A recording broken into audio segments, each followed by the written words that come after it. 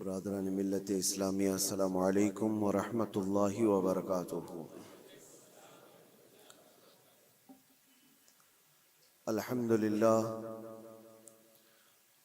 للہ الحنان المنان الذي خلق الإنسان وعلمه البيان، والصلاة والسلام على رسوله سيد الإنس والجان وعلى آله وأصحابه ذوي الخير والإحسان، أما بعد، فأعوذ بالله من الشيطان الرجيم، بسم الله الرحمن الرحيم، وسيعلم الذين ظلموا أي منقلب ينقلبون، صدق الله مولانا العظيم۔ بارگاہ رسالت معاب صلی اللہ تعالی علیہ وسلم میں درود پاک کا ہدیہ پیش کریں۔ اللهم صل على سيدنا ومولانا محمد معدن الجود والكرم وآله وأصحابه الكرام وابنه الكريم وبارك وسلم صلاة دائمة سرمدا أبدا۔ آج جمعۃ الوداع ہے، رمضان المبارکہ کا۔ اس کی بڑی فضیلت ہے۔ رمضان اور جمعہ دونوں کا تذکرہ قرآن پاک میں موجود ہے۔ رمضان کے متعلق بھی باضابطہ اللہ تبارک و تعالیٰ نے خصوصیت کے ساتھ بیان فرمایا، اسی طرح جمعہ کے لیے بھی اللہ تعالیٰ نے خاص سورہ نازل فرمائی۔ لیکن جب یہ دونوں ایک ساتھ جمع ہو جائیں تو ان کی فضیلتوں پر اور بھی بلندیاں آ جاتی ہیں۔ جمعہ رمضان میں ہو، اور پھر علامہ ابن رجب حنبلی فرماتے ہیں کہ جب طاق راتوں میں سے کوئی ایک رات جمعہ کی رات کو آ جائے تو غالب گمان یہ ہے کہ لیلۃ القدر اسی رات کو ہوگی۔ تو کل کی جو رات گزری وہ جمعہ کی رات بھی تھی اور طاق رات بھی تھی، تو یہ دونوں کے جمع ہونے پر بزرگوں نے فرمایا لیلۃ القدر والی جو فضیلت ہے جس شب کے لیے غالب گمان ہے کہ وہی ہو سکتی ہے، لیکن ہم سب اللہ کریم کی بارگاہ میں یہ آس و امید لگا کر دعا کرتے ہیں کہ ہم گنہگاروں کو اس کی مبارک گھڑیوں میں سے کوئی گھڑی قبولیت کی عطا فرمائے۔ اور آج کے دن کے متعلق یہ بھی فرمایا گیا کہ جمعہ یعنی سورج غروب ہونے سے پہلے پہلے ایک گھڑی ایسی آتی ہے جس میں اللہ تعالیٰ بندے کی ہر دعا قبول فرماتا ہے، قبولیت کا وقت ہوتا ہے۔ اور یہ بھی فرمایا گیا کہ اس نے ایمان و احتساب کے ساتھ آج جو نماز پڑھا، اس سے پہلے جو گناہ کیا تھا اللہ تعالیٰ سب کو معاف فرمائے گا۔ رمضان المبارکہ کی ہر رات بخشش ہوتی ہے، اور جتنے لوگوں کی رمضان میں بخشش ہو گئی اتنی تعداد صرف آج کے جمعہ کے دن بخشے جاتے ہیں۔ اور پھر عید کی رات کے لیے بھی فرمایا گیا۔ تو اب یہ چند ساعتیں رہ گئی ہیں اور چند لمحے باقی رہ گئے ہیں رمضان کو رخصت ہونے میں۔ دعا یہ کرو کہ اللہ یہ رمضان کے گزرنے سے پہلے ہم سب کی بخشش کا اعلان فرمائے۔ جو ہزاروں لوگ، لاکھوں لوگ جہنم سے آزاد ہو رہے ہیں، ان آزاد ہونے والوں میں ہمارا نام بھی مولا شامل فرمائے۔ ویسے دنیا بھر میں آج کے دن کو مسلمانوں نے یوم القدس کے نام سے منسوب کیا ہے۔ یوم القدس کے نام سے اس کو موسوم کیا ہے۔ دنیا الگ الگ ڈے مناتی ہے، mother's day, father's day, women's day, وہ پتہ نہیں کون کون سے ڈے بہت سارے منائے جاتے ہیں۔ اسلامی اعتبار سے ساری دنیا کے مسلمانوں نے رمضان کے آخری جمعہ کو القدس ڈے، یوم القدس یعنی بیت المقدس کی حفاظت والا دن قرار دیا۔ پوری دنیا آج دعاؤں میں مشغول ہے اور امت کو قدس کے متعلق اویئرنیس لانے کے لیے، ان کے اندر معلومات پیدا کیے جانے کے لیے ہر جگہ پر محفلیں ہوتی ہیں، تقاریر ہوتی ہیں، اور ہونا بھی چاہیے کہ امت کو یہ حصہ ٹرانسفر کیا جائے۔ آج دور دراز بیٹھے ہوئے لوگ یہ سمجھتے ہیں کہ فلسطین میں جو کچھ بھی چل رہا ہے وہ ان کا علاقائی جھگڑا ہے، ان کے بارڈر کا مسئلہ ہوگا جیسے ہمارے لیے کشمیر کا مسئلہ بنتا ہے۔ ایسا نہیں ہے میرے عزیزو، یہ بہت پرانی تاریخ ہے۔ بیت المقدس جو خطہ ہے جس کو مسجد اقصی کہا گیا قرآن پاک میں، جہاں سے رسول کریم صلی اللہ تعالی علیہ وسلم کی معراج ہوئی، جس کا ذکر صاف قرآن پاک میں ہے، سبحان الذی اسری بعبدہ لیلا من المسجد الحرام الی المسجد الاقصی۔ پاک ہے وہ ذات جس نے اپنے بندے خاص کو ایک رات مسجد حرم سے جو مکہ میں مسجد اقصی تک کا سفر کرایا۔ مسجد اقصی کیا ہے؟ قرآن کہتا ہے الذی بارکنا حولہ، جس کے ارد گرد ہم نے برکت رکھی ہے، جس کے ارد گرد برکتیں رکھی گئی ہیں۔ تو مسجد اقصی یہ کل پرسوں والی، سال 2 سال پہلے والی یا 100-200 سال پہلے والی مسجد کا نام نہیں ہے، یہ اتنی پرانی ہے جس کی تاریخ تقریباً 4000 سال پہلے کی۔ سیدنا ابراہیم علیہ السلام کے زمانے سے یہ آباد علاقہ، اور 1-2 نہیں ہزاروں انبیاء اکرام علیہ السلام کا وہ قبلہ رہا ہے، اور خود مسلمانوں کا بھی قبلہ اول وہی تھا، پہلے اسی کی طرف منہ کر کے نماز ادا کیا جاتا۔ اور نبی پاک صلی اللہ تعالی علیہ وسلم جب مدینہ طیبہ ہجرت فرما کر آئے تو آپ اندازہ کیجئے کہ بعثت کے 13 سال کے بعد، یعنی حضور کے اعلان نبوت کے 13 سال کے بعد حضور پاک صلی اللہ تعالی علیہ وسلم نے ہجرت فرمائی، مکہ کے 13 سال، اور پھر مدینہ جانے کے بعد وہاں 17 مہینے تقریباً 1.5 سال بیت المقدس کی طرف منہ کر کے ہی نماز پڑھی جاتی تھی، بیت المقدس کی طرف رخ کر کے ہی عبادت ہوتی۔ اور 17 مہینے کے بعد پھر وہ حکم آیا، وہ بھی میرے مصطفیٰ کریم صلی اللہ علیہ وسلم کی خواہش پر، کہ آپ ظہر کی نماز ادا کر رہے تھے اور آپ کے دل میں یہ خیال آیا کہ ہمارا قبلہ بیت المقدس کی وجہ خانہ کعبہ ہوتا تو اچھا ہوتا۔ رب تبارک و تعالیٰ کی بارگاہ میں وہ خواہش کرتے ہوئے آسمان کی طرف نماز کی حالت میں حضور دیکھ رہے تھے، چہرہ آسمان کی طرف اٹھا رہے تھے، 2 رکعت ہو چکی تھی۔ تب اللہ تعالیٰ نے قرآن کی آیت نازل فرمائی نماز کی حالت میں ہی، قد نرا تقلب وجہک فی السماء فلنولینک قبلۃ ترضاها۔ اے محبوب، ہم آپ کا چہرہ اٹھانا دیکھ رہے ہیں آسمان کی طرف، اور عنقریب آپ کو اسی طرف پھیر دیں گے جہاں آپ کی رضا ہے، آپ کی جس میں خوشی ہے۔ اور پھر فوراً آیت بھی نازل ہو گئی، فولی وجہک شطر المسجد الحرام۔ دیر کس بات کی محبوب، ابھی آپ اپنا چہرہ خانہ کعبہ کی طرف فرما لیں۔ بیت المقدس سامنے ہے تو خانہ کعبہ بالکل اپوزٹ میں۔ حضور اکرم صلی اللہ علیہ وسلم 2 رکعت کے بعد نماز کی حالت میں ہی گھوم گئے، اور اس کے بعد باقی کی 2 رکعت خانہ کعبہ کی طرف منہ کر کے پڑھائی۔ تو قبلہ تو جو بدلا وہ نبی پاک صلی اللہ علیہ وسلم کے زمانے میں 17 مہینے نماز مدینے میں پڑھنے کے بعد، لیکن اس سے پہلے بیت المقدس قبلہ اول رہا۔ بیت المقدس انبیاء اکرام کا مسکن ہے، تقریباً 30,000 کے قریب انبیاء اکرام علیہ السلام اس کے ارد گرد ہیں بیت المقدس کے، اور وہ اس کو قرآن پاک نے ارض مقدس کہا ہے۔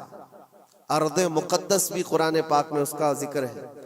مسئلہ یہ ہے کہ وہاں پر دنیا کے 3 بڑے پرانے جو ادیان ہیں ان کا وہ محور و مرکز بنتا چلا جاتا ہے، یہودیت، عیسائیت اور مسلمانوں کے لیے، سب کے لیے وہ مقدس ہے، محترم ہے، متبرک ہے۔ یہودی بھی اس کو مقدس مانتے، ان کا بھی قبلہ رہا، اور عیسائی بھی اس کو اپنا مقدس اور محترم عبادت گاہ کے طور پر دیکھتے ہیں، اس لیے کہ عیسیٰ علیہ السلام کی ولادت بھی وہاں قریب میں ہوئی بیت لحم میں، اور عیسائیوں کے لیے بھی وہ ایک مرکز کی حیثیت رکھتا ہے۔ اور یہ آسمانی مذاہب میں ایمان والے مسلمانوں کے لیے بھی وہ مقدس و متبرک ہے۔ اس کی وجہ چاہے جو بھی ہو، قرآن پاک میں اس کا ذکر ہے، اور نبی پاک صلی اللہ علیہ وسلم نے وہاں سے معراج فرمائی۔ معراج کا سفر شروع فرمایا۔ تو اس اعتبار سے 3 بڑے ادیان جو دنیا کے ہیں ان میں یہ اختلاف کا مسئلہ آج سے نہیں رہا، برسوں سے رہا۔ چلیں اگر آج کوئی ہم پر یہ الزام لگاتا ہے یہ کہ مسلمانوں کا اور یہودیوں کا مسئلہ ہے، تو میرے عزیزو فلسطین میں مسلمانوں کے آنے سے پہلے کی اگر تاریخ آپ پڑھیں گے تو یہودیوں اور عیسائیوں میں کئی جنگیں وہاں پر ہوئی، کئی جنگیں بیت المقدس کو لے کر کے۔ بیت المقدس میں پہلے یہودیوں کا غلبہ تھا تو عیسائیوں کا بادشاہ ٹائٹس اور ہرکیولس، یہ سب بادشاہوں کے جو نام ہیں آپ تاریخ میں پڑھیں، یہ حضور پاک صلی اللہ تعالی علیہ وسلم کی آمد سے پہلے والے، انہوں نے طاقت حاصل کی، غلبہ حاصل کیا۔ تو ٹائٹس جو بادشاہ تھا عیسائیوں کا، اس نے اتنا قتل عام کیا تھا یہودیوں کا، اتنا قتل عام کہ پورے فلسطین کی زمین خون سے بہہ رہی تھی اس زمانے میں۔ اور پھر جب یہودیوں کا غلبہ آیا تھا تو یہودیوں نے عیسائیوں کا قتل عام کیا تھا، کسی کو چھوڑا نہیں تھا۔ تو بیت المقدس کے حصول کے لیے، اس پر غلبہ حاصل کرنے کے لیے جنگیں برسوں سے چلی، بہت برسوں سے۔ پھر جب وہ دور آیا، حضور پاک صلی اللہ تعالی علیہ وسلم نے اعلان نبوت فرمایا، اسلام پوری دنیا میں پھیلنے لگا، پھر بھی حضور اکرم صلی اللہ علیہ وسلم کی زندگی پاک میں بیت المقدس پر، مسجد اقصی پر مومنین کا یا مسلمانوں کا وہ غلبہ نہیں تھا۔ زمانہ بیت گیا، حضرت عمر فاروق رضی اللہ تعالیٰ عنہ کا زمانہ آیا۔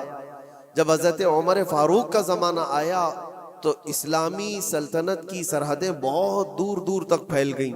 مصر فتح ہو گیا، ایران فتح ہو گیا، روم فتح ہو گیا، بہت سارے علاقے فتح ہو کر اسلام میں داخل ہوئے۔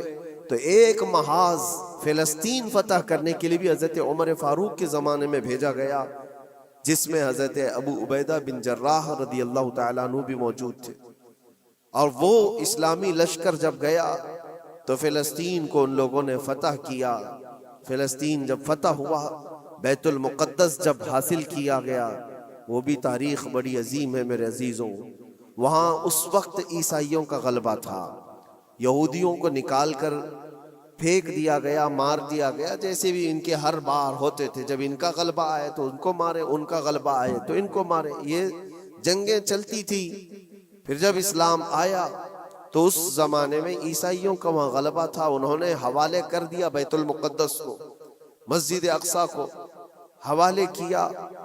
تو یہ بہت بڑی خوشی کی بات تھی۔ تو اس وقت وہاں موجود صحابہ نے حضرت عمر فاروق رضی اللہ تعالیٰ عنہ کو خط لکھا کہ آپ تشریف لائیں کہ بیت المقدس فتح ہو چکا ہے۔ اور یہ مسلمانوں کے لیے ایک بہت بڑی بشارت تھی، بہت بڑی عظیم خوشخبری تھی، اور سب انتظار میں تھے کہ امیر المومنین آئیں گے تو ان کے ذریعے سے یہاں پر نماز ادا کی جائے گی۔ حضرت عمر نے خبر پاتے ہی سفر شروع فرمایا تھا، لیکن وہ کس حال میں سفر کیا تاریخ میں موجود ہے۔ وقت کا امیر المومنین جس نے محاذ پہ محاذ چھیڑ رکھے تھے اور بڑے بڑی سلطنتوں کو زیر کر دیا تھا، لیکن بیت المقدس کے فتح ہونے کی خبر پا کر جب جانا تھا تو بہت لاؤ لشکر لے کر کے نہیں نکلے، اپنے ایک غلام اور ایک گھوڑے کے ساتھ نکلے تھے مدینہ طیبہ سے۔ اور وہ بھی اس حال میں نکلے تھے کہ غلام سے طے کر لیا تھا کہ 1 میل میں اس پر بیٹھوں گا، تو چلے گا، اور 1 میل تو بیٹھے گا اور میں اس رسی پکڑ کر چلوں گا۔ یہ دونوں میں طے ہو چکا تھا۔ اس طرح سے امیر المومنین سفر کرتے ہوئے فلسطین پہنچے تھے، بیت المقدس پہنچے تھے۔ حضرت عمر فاروق رضی اللہ تعالیٰ عنہ، یہ باتیں آج اس لیے بتا رہا ہوں کہ جنہوں نے خون کا بازار گرم کر رکھا ہے، اور جو ہم پر یہ الزامات ہیں کہ تلوار کے زور پر علاقے حاصل کیے، تو حضرت عمر کی یہ سیرت بھی بتاؤ، یہ تاریخ بھی بتاؤ کہ فاتح قوم کس طرح سے جاتی ہے، اکڑ کر، لوگوں کو پکڑ کر نہیں۔ حضرت عمر جب بیت المقدس کے فتح کے بعد فلسطین آ رہے تھے، خبر مشہور ہو گئی، عیسائی بھی مسلمان بھی جو وہاں موجود تھے، سب لوگ امیر المومنین کو دیکھنے کے لیے باہر نکلے تھے۔ اتفاق ایسا تھا کہ فلسطین جب قریب تھا تو سواری پر بیٹھنے کی باری غلام کی تھی، حضرت عمر کی باری رسی پکڑنے کی تھی۔ وہ رسی پکڑ کر کے وہاں قریب پہنچے تو لوگوں نے یہ سوچا جو سواری پر بیٹھا ہے وہ امیر المومنین ہے، لوگ سب اس کے پیچھے دوڑنے لگے۔ تو وہاں موجود صحابی رسول حضرت ابو عبیدہ نے کہا، اے لوگو تم غلط فہمی میں ہو، سواری پر بیٹھا ہوا امیر المومنین نہیں، گھوڑے کی رسی پکڑا ہوا وہ امیر المومنین، وہ تو غلام ہے ان کا۔ لوگوں نے پوچھا ایسا کیسے ہو سکتا ہے، تمہارا اتنا بڑا عظیم بادشاہ، اتنا بڑا سلطان، وہ رسی پکڑ کر چل رہا ہو، کوئی غلام بیٹھا ہو؟ کہا یہی تو اسلام کا عدل ہے، فاروق اعظم کا عدل ہے۔ انہوں نے یہ طے کیا ہے کہ راستے میں دونوں برابر کے سفر میں حصے دار ہوں گے، تھوڑا آرام تم کرو گے، تھوڑا آرام ہم کریں گے۔ ان اخلاق کو دیکھ کر موجود کئی لوگوں نے اسلام قبول کیا تھا۔ حضرت سیدنا عمر ابن خطاب رضی اللہ تعالیٰ عنہ اسی موقع پر یہ بھی ارشاد فرماتے ہیں، لوگوں نے جب یہ دیکھا امیر المومنین امیر المومنین کہہ کر پکارا تو آپ کی آنکھوں میں آنسو آئے۔ فتح بیت المقدس کے موقع پر میرے عزیزو ہو سکتا ہے کسی کا سینہ چوڑا ہو جائے کہ بیت المقدس فتح کر لیا ہے، اب ہم نے مسلمانوں کا قبلہ اول واپس آ گیا ہے۔ اس لیے کہ تاریخ میں پہلے سے موجود ہے اور بعد میں بھی کہ جس بادشاہ نے وہاں پر چڑھائی کی اور فتح کیا، غلبہ حاصل کیا، اس نے غرور کرورتا ایسی دکھائی کہ سارے لوگوں پر یہ دھوس جمانا چاہا کہ یہ میری طاقت کا نشہ دیکھ لو، میں جب طاقت سے چڑھائی کرتا ہوں تو کیا حالات ہوتے ہیں۔ سب کو جس بادشاہ نے بھی بیت المقدس پر چڑھائی کی ہے اس نے اپنا غرور اور اپنا گھمنڈ لوگوں کو دکھایا۔ یہ امیر المومنین عمر ابن خطاب تھے، جب بیت المقدس فتح ہونے کے بعد آئے تھے تو آنکھوں میں آنسو تھے اور روتے ہوئے لوگوں سے کہا، اے لوگوں میری کوئی حیثیت نہیں، میں تمہیں بتاتا ہوں میں خطاب کا بیٹا عمر ہوں۔ بچپن میں مجھ سے 2 بکریاں نہیں سنبھلی جاتی تھی، میرے باپ مجھے مارتے تھے، جب بکریاں میں نہیں سنبھال پاتا تو روز مار کھاتا تھا، اور آج اللہ کے فضل سے پورے علاقے مصر، یمن، عراق، ایران، روم، اب یہ فلسطین، عرب، حجاز، تقریباً آج کی 6 کنٹری جس کا رقبہ 36 لاکھ اسکوائر کلومیٹر کے آس پاس ہوتا ہے۔ حضرت عمر کہتے یہ پورا علاقہ آج تنہا عمر اس کو ہانک رہا ہے اور ہماری نگرانی میں ہے۔ اس لیے نہیں ہے کہ خطاب کا بیٹا عمر ہے، اس لیے کہ محمد عربی کا غلام عمر ابن خطاب حضور اکرم صلی اللہ تعالیٰ علیہ وسلم سے وابستہ ہوں تو اللہ تبارک و تعالیٰ نے یہ طاقت و قوت اور یہ غلبہ عطا کیا ہے۔ ایک مختصر سی تاریخ میں آپ کے سامنے رکھتے آ رہا ہوں۔ پھر حضرت عمر فاروق رضی اللہ تعالیٰ عنہ کے فتح کے بعد بیت المقدس میں تقریباً 200 سال تک اسی طرح کا معاملہ رہا، پھر ڈھیلا ہو گیا، پھر عیسائیوں کا غلبہ آیا، عیسائیوں نے دوبارہ بیت المقدس کو حاصل کیا، پھر وہ بھی 100 سال کے اوپر زمانہ بیت گیا، پھر بیت المقدس کے حصول کے لیے جگہ جگہ مسلمانوں میں بہت سارے محاذ نکلے، لیکن اللہ تعالیٰ نے دوبارہ فتح بیت المقدس کا صحرا سلطان صلاح الدین ایوبی کو عطا فرمایا۔ وہ ایک جرنیل تھے، اسلام کے نڈر تھے اور بہادر، عظیم بہادر، جنہوں نے عدل و مساوات تو ایسے کیے ہیں، عیسائیوں نے بھی آج اپنی کتاب میں لکھا ہے ہم نے ایسا کوئی سپہ سالار دنیا میں دیکھا نہیں جیسا صلاح الدین تھا۔ صلاح الدین نے اپنے نفس کے لیے، اپنی ذات کے لیے کسی ایک کو بھی مارا نہیں، کسی ایک کو بھی بندھک نہیں بنایا۔ بے شمار لوگ جو عیسائی تھے وہاں پر ان کو مال جائیداد جو چاہیے وہ سب دے کر کے آزاد کیا ہے۔ کہا کہ صرف بیت المقدس یہ مقدس جگہ ہے، اس کی گندگی اور اس کی ناپاکی میں نہیں دیکھ سکتا۔ باقی جب بیت المقدس فتح ہوا تھا صلاح الدین کے زمانے میں تو اس وقت عام اعلان تھا جس کو جو لے جانا ہے لے جائے۔ دروازوں سے سونے کے جو نقش تھے، عیسائی جب بھاگ رہے تھے وہ بھی کھرچ کر کے نکال رہے تھے لے جانے کے لیے، جو ہاتھ میں آئے وہ سب۔ لیکن صلاح الدین نے منع کیا تھا کسی کو کچھ نہ پوچھا جائے، مال و جائیداد، دنیا کی دولت سب انہیں مبارک ہو، اللہ کا یہ مقدس گھر ہمارے حصے میں آیا۔ یہ بھی تاریخ موجود ہے۔ اور صلاح الدین ایوبی سیدنا عمر ابن خطاب رضی اللہ تعالیٰ عنہ کے زمانے کی یہ فتح یابیاں یہ دور اسلام میں ہے مسلمانوں کے لیے. پھر زمانہ بیتتا گیا اور پھر یہ انہی حالات میں بحمدہ تعالیٰ تقریباً 1000 سال چل پڑے. تقریباً پورے 1000 سال بھی نہیں، لیکن جب یہ ورلڈ وار ہوئی فرسٹ، اس کے بعد پوری دنیا میں خلافت عثمانیہ کا دبدبہ ختم ہوا، تو دوبارہ پھر یہ ساری جو دسیسہ کاری ہے آج جو آپ دیکھ رہے ہیں. سب سے پہلے بے گھر تھے جو یہودی پوری دنیا میں، جن کے لیے ٹھکانہ نہیں تھا، کوئی جگہ نہیں تھی. انہوں نے ایک معاہدے کے تحت 4000 یہودیوں کو صرف فلسطین میں بسانے کی اجازت مانگی تھی. اس وقت عرب بھی غیر منقسم تھا، بٹا ہوا نہیں تھا، پورا عرب ایک تھا. فلسطین، جارڈن، ملک شام، یہ سب علاقے ملے ہوئے تھے، ایک ہی خلافت کے اندر آتے تھے، خلافت عثمانیہ کے اندر. اس وقت صرف 4000 لوگوں کو وہاں بسانے کی اجازت لی گئی تھی. اس کے بعد پھر 4000 لوگوں سے یہ آبادی بڑھتے ہوئے دنیا کے ہر کونے سے یہ مائیگریٹ کرنا شروع کیے، ہجرت کرنے لگ گئے. اور دھیرے دھیرے دھیرے کرتے کرتے 1912 سے لے کر 1947 تک ان یہودیوں کی جگہ جگہ سے ہجرت ہوئی اور وہ جا کر کے اس جگہ جمع ہوئے. اور آج جو ایک خطہ آپ دیکھ رہے ہیں اسرائیل نام سے، حقیقت میں اسرائیل نام سے کوئی وجود ہی نہیں تھا، وہ پورا فلسطین تھا، پورا فلسطین. تھوڑے تھوڑے تھوڑے علاقے میں بستے بستے بستے ان لوگوں نے پورے علاقے کو آکیوپائی کر لیا، پورا قبضہ کیا اور اپنی ایک سلطنت بنائی، اپنا ایک ملک بنایا اور اعلان بھی کر دیا. پوری دنیا میں اعلان کیا، اپنی ایمبیسی کھولی، سفارت خانے کھولے.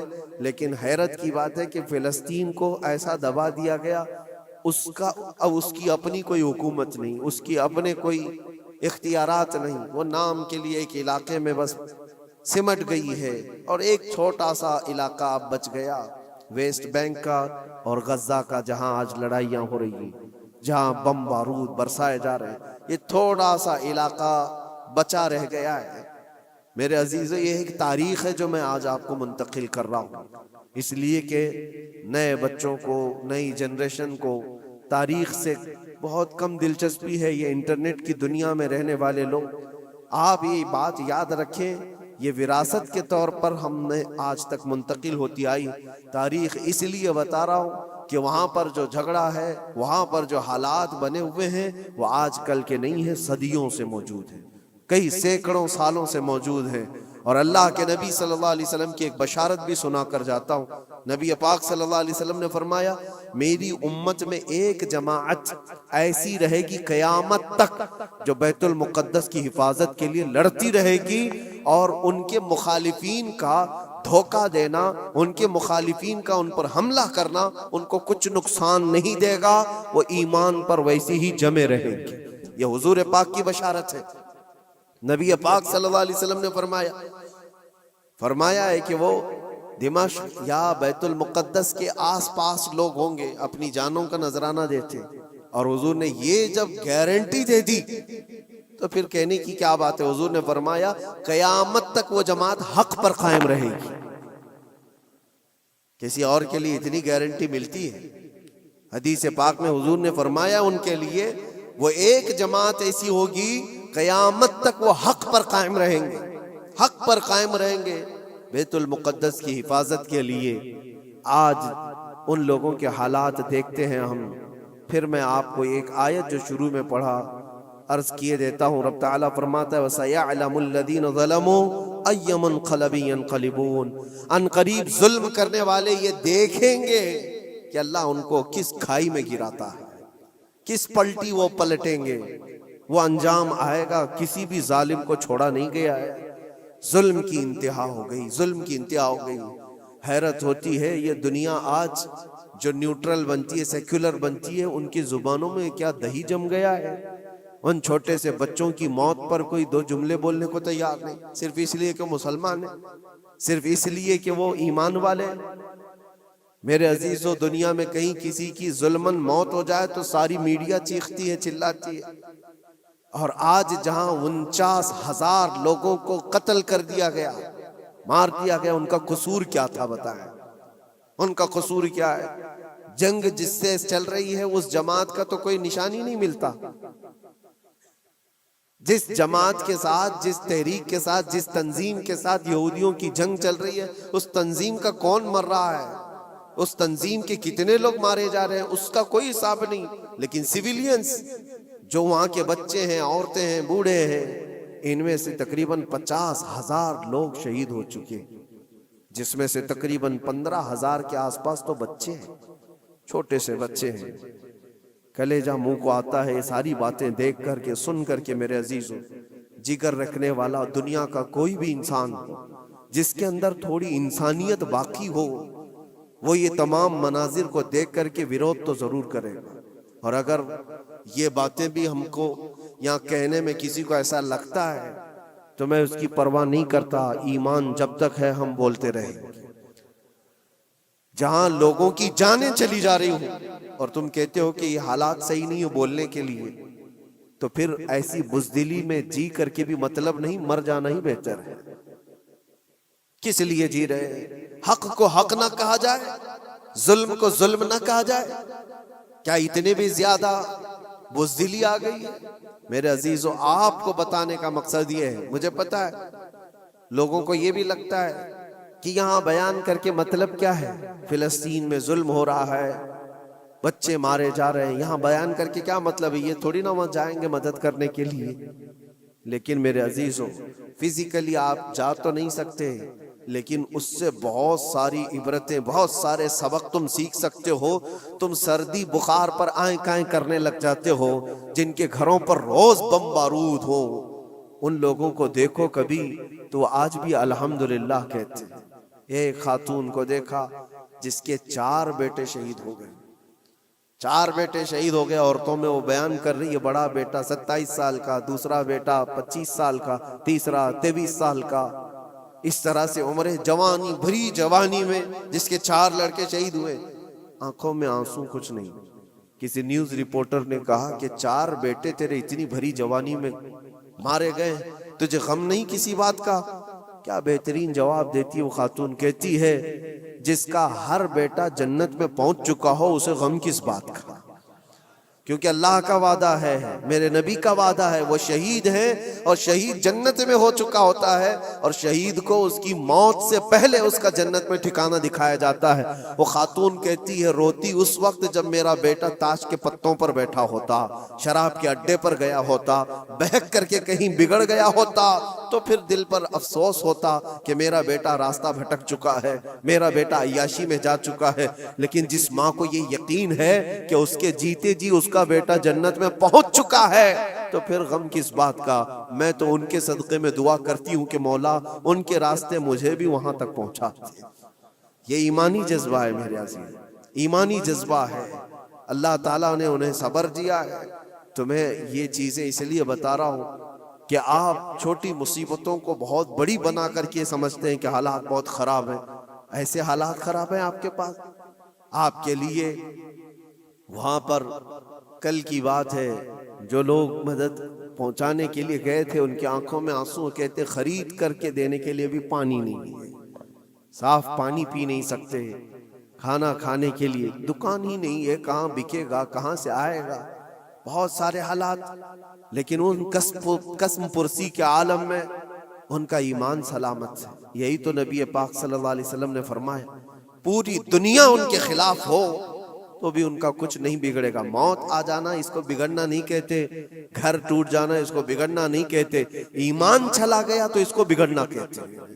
اور ان کا ایمان سلامت ہے تو سب سے بڑی دولت ان کے ساتھ ہے، سب سے بڑی دولت ہے۔